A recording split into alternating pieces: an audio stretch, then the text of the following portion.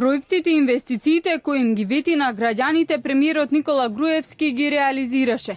Битолското село Српци доби ново училиште, почна да се работи на патот Битола Ресен Буково, а со работа почна и дистрибутивниот откупен центар Апел Ленд во Ресен.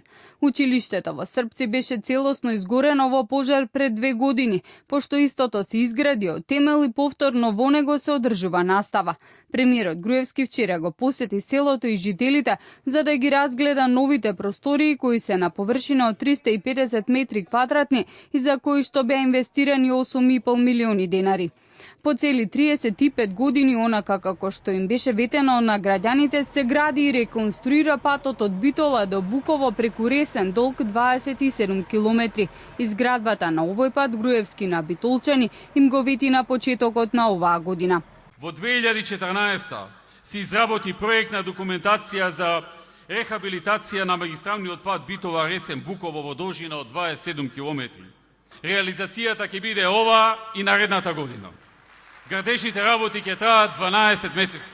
Градежните машини интензивно работат на патот повеќе од 2 недели, а за една година жителите на овој регион ќе добијат комплетно реконструиран пат. Колку месеци рече? 12 не е добро, но ние очекуваме две делници, две градежни оперативи. Само нов асфалт или има и пошивање? Имаше и пошивање? На дел. Веќе исправаме на дел. Но реално е ова процесна нов асфалт, нова соорекана сигнализација. И само на одредени делови ќе има и пошивање, така? Добро, значи ќе работа до декември, после зависи од условите. Зависи од време, како и сега. Поделивме на два дела. Овде до Ресен работи Гране, од Ресен натака работи друга, лимите се друга работи. Така да двете екипи треба... Паралелно и од таму и од таму. Да, едното дело од таму, другиот од Ресена ке опрет, значи до Буково, до планинска прва движени работи. Паралелно ги искаме.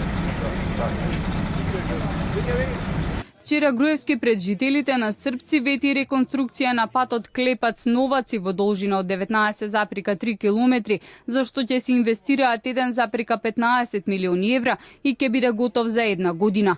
Тоа беше поздравено од жителите на Српци. Сега ние имаме еден проблем, нерешен проблем што рак рана. Каже се работи со 12 месеци, асфалтира пат. Од јасиките од Рапеш до Саравино. Груевски и владиниот тим вчера ја посетија и фабриката Апел Ленд, која е една од најзначајните инвестиции за Ресенскиот регион. Фирмата од Дубај инвестираше 5 милиони евра во погонот кој што отвори нови 100 работни места. Ресенчани подолг период чекаа вака голема инвестиција во ваков вид на капацитет и е добре дојдена за производителите на јаболка од Преспанскиот регион. Иако првично капацитетите на компанијата се за откуп и преработка и складирање на 5000 тони јаболка, инвеститорот поседува технологија за обработка на 20.000 тони, што укажува на сериозноста на планот за проширување на капацитетите и надоградување. Со залагање на сите, со една тимска работа, упорност, отвореност кон инвеститорите, подготвеност да се помогне, да се излезе во пресред, дојде до реализација на ова инвестиција.